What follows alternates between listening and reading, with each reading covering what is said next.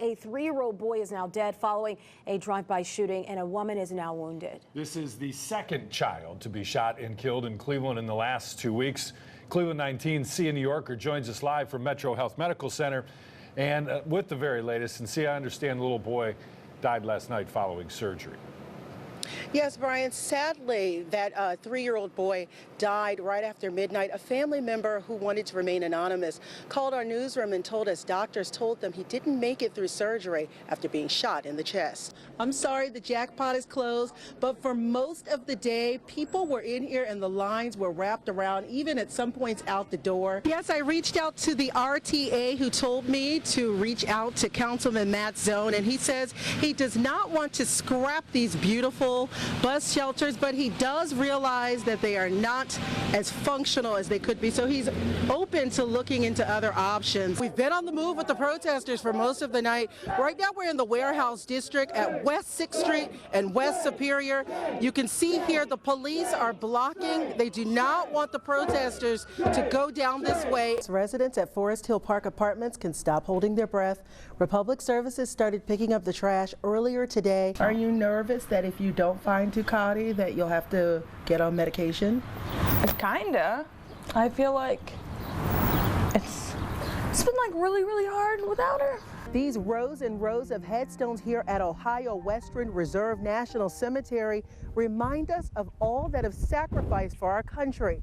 And it is here that Sergeant James Allen III was laid to rest with his brothers and sisters. Are they curious at all, wondering, why are you still working? Yeah, they do ask me from time to time, yeah. I tell them I like the money. LeBron James did one of his super fans a solid, and it's all thanks to the Dream Team there at Menorah Park. Not only did he get a handwritten letter from the baller, he even gifted him with one of his most prized possessions, his shoe. They're suggesting these pumpkin pies instead. I know. Sure they are. Listen, I like pumpkin pie. Oh, wow. But if you're going to go pie, you got to go Patty style. And I was really expecting, I had my mouth all ready for that Patti LaBelle. You couldn't find it anywhere. I know, and pumpkin is just not the same as that sweet potato. No, especially if you love sweet potato pie. Yes, that's what everybody's talking about, Powerball fever, and since this is considered one of the luckiest places in Cleveland to play, this place has been buzzing all day with everyone talking about that billion-dollar jackpot. So we never know, we could have some winners. Back to you guys. How bad has it been? Residents at Forest Hill Park Apartments in East Cleveland say this is unbearable. This is pathetic here. Okay. It's simply pathetic. Well, how long has this been here? It's been here about a month and a half, 2 months, to the best of my knowledge. It just keeps, building up. Trash here hasn't been picked up since November, and Republic Services says it can't give much info, but service was interrupted after non-payment. Terrible. I mean, we got rats now. We got rats in the garage. We got trash up to the sky.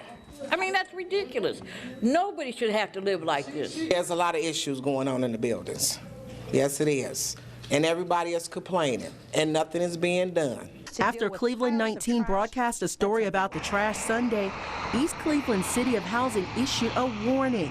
Clean up the trash in 24 hours. Tuesday afternoon, the garbage truck came and workers started picking up, but no one wanted to talk about it. Why has the trash been here so long, sir?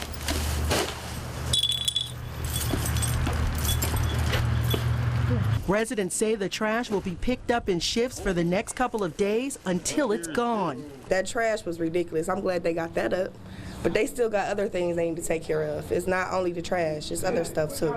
When the weather is nice, the bus shelter here at Detroit Avenue and West 65th Street is eye-catching. But when Mother Nature calls, it's a challenge. Wet, cold, in the winter. It's real windy on this corner. 6 years ago, RTA and the city of Cleveland installed 2 iconic bus shelters right in the heart of Gordon Square Arts District. The stainless steel shelters were designed by a local architect, so the old bus shelters were removed and these put in place. There are mixed feelings about the public art. I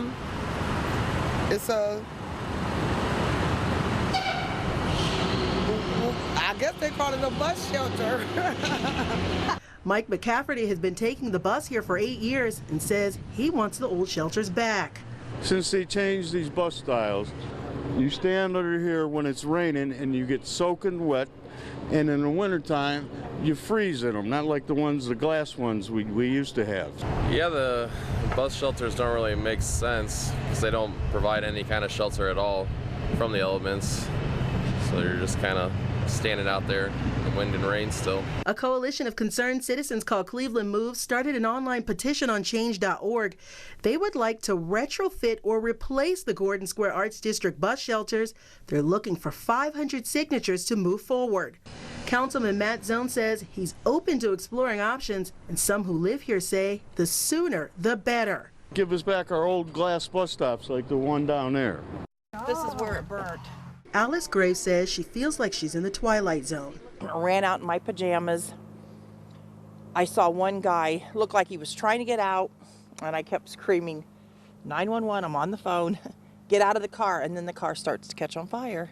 Ohio State Highway Patrol says a 1998 Plymouth Neon traveled off the right side of Illinois Avenue right before re-entering and traveling off the left side and then crashing into this tree right in Alice's front yard. Alice says she knew there wasn't much time and tried pulling the young man out of the car. He got out just in the nick of time because when he got out, then the car went whoosh. The 3 other people in the car didn't survive. Some were ejected and their bodies laid in her front yard. One right here, one over there, one burning up in the car. And then he got out. Yeah. Glass and charred plastic are strewn all over Alice's lawn. As she surveyed the damage after the accident, she found this necklace in her flower bed. She believes it belongs to one of the victims. I want to make sure her mom It's very pretty. can get it back. Troopers suspect alcohol was involved. Alice says she smelled it, and though it's tough to hear with the victims' families mourning their loss, she wants others to take notice. I wish every young person that wants to drink and drive could be in my driveway tonight to see a body coming out of a car, a body burning up, a body laying over here, and a body laying under my living room window. The lone survivor, 22-year-old Brandon Moore, was transported to Mansfield, Ohio Health Hospital. Police say he was the only one wearing a seatbelt. Okay. David Griswold says there's a good reason why he refuses to quit working. There's nothing good on television anymore. That's what it is. The 89-year-old says there's no place he'd rather be. He's worked at this Giant Eagle in Parma for the last 8 years, and his managers say he's one of the most popular cashiers.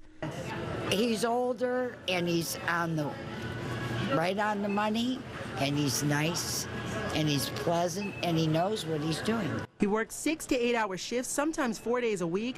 Before he was a cashier, he served our country in World War II and says he will never forget. When I got to Iwo Jima, I had to take out Japanese prisoners on LST at nighttime because they were too treacherous to be on the land. He says customers like hearing his veteran stories, and it connects him to his peers. Are they curious at all, wondering, why are you still working? Yeah, they do ask me from time to time, yeah. I tell them I like the money. The father of 10 grown children, 7 boys and 3 girls, says as much as he loves working, he enjoys his family time. After his first wife died, he met his sweetheart Joan here on the job, and they've been together for the last 7 years. He's very kind-hearted and very loving, and he's just a good guy. Mr. Griswold knows he can't do this forever, but says for now it feels good. They need me. That's it. They appreciate me. I appreciate working with them too. Sia Nyorkor, Cleveland, 19. A K6 Bernie's and a Hillary? It's not the typical place where you would go pick your candidate, but Kudrowski's Bakery is selling these presidential cookies and fast. Oh, so much positive interest with the cookies. Everyone comes in, they laugh, they chuckle, they smirk, they say a few words under their breath, but you know, that's the fun of the election. In the last several weeks, they've sold almost 5,000 cookies, and the top sellers are Donald Trump, Bernie Sanders, Hillary Clinton, and John Kasich. The cookies are handmade, and the bakers are careful about their presentation. They're serious Trump and fun Trumps. That one sells the most? Yeah. Were there concerns about how the candidates look? Well, we wanted to have pictures that were amusing but still political. So that's why we have like a nice picture, and then we have a fun picture of Donald Trump. The idea started about 8 years ago when the bakery started selling out John McCain and Sarah Palin cookies, but the family-owned business reached its selling point during inauguration with the Obama cookies. We've been very busy. We've been working around the clock, 24 hours a day since Friday. So the cookies are backed by popular demand and selling by the dozens. I'm in a political household, so it'll be fun to see who picks what and who chooses to eat what cookie. Well, I think it's going to be a fun joke to give to someone. Yeah, a joke. We don't know who they're going to vote for, so I'm going to get one of each and let them decide. Oh, that is fun. Yeah. I support everyone. We are equal opportunity bakers. So I think that we support anyone who is running. Whoever makes it will be my president. I will support them 100%. In Amherst, Sia Nyorkor, Cleveland 19. Cleveland police are trying to improve relations with the community that they serve and protect, and in one district that means a lot of legwork. Sia Nyorkor is walking the beat in the 5th district. How you doing, man? Did he retire? Good. Officer Robert Frost and Sergeant Joe Hagman say they're taking it back to the olden days. Yeah, we walked this yesterday, and man, I was sweating. And doing the footwork, also known as community policing. I know in today's society, a lot of people don't like the police officer. They see the badge and this and that, but we're just people. We're just trying to make a living. They go door to door and walk the streets here in Glenville, trying to get to know the business owners and residents, though some are still skeptical. Just stopping to say hi. Stop it in, yeah. How you doing, Officer Frost? What's really going on? How you doing, man? What's really going on? They walk more than a mile checking in with folks. Come on out, don't be shy. Come on out here. And other times, making sure things are really okay. I know he's trying to, help out the store and everything, but that's not his job description, man. He's got to watch himself. And they know almost everyone because they're here so frequently, most have come to expect them. It's like when I was young, we had police walking the beat every day up around. Yeah, when I was growing up, yeah. We felt safe, you know? There's not enough manpower to do it every day or everywhere, but Officer Frost says he's committed. They talk to me about certain things maybe they wouldn't talk to another officer about. I just need to know what's going on in the community. If they could tell me, hey, this car keeps driving up and down the street, I can let my sergeants know, my lieutenants know, and then give it to our patrol cars, and maybe come down there and just to stop the car, just see why you keep going up and down the street, okay? And if things work out, more officer friendlies could be coming to a neighborhood near you. In Glenville. Yeah, yesterday we were walking down. Must have been about 20 people blowing their horns, stopping. It's like, hey, they like this. Sia Nyorkor, Cleveland 19. It's all about those relationships, isn't it?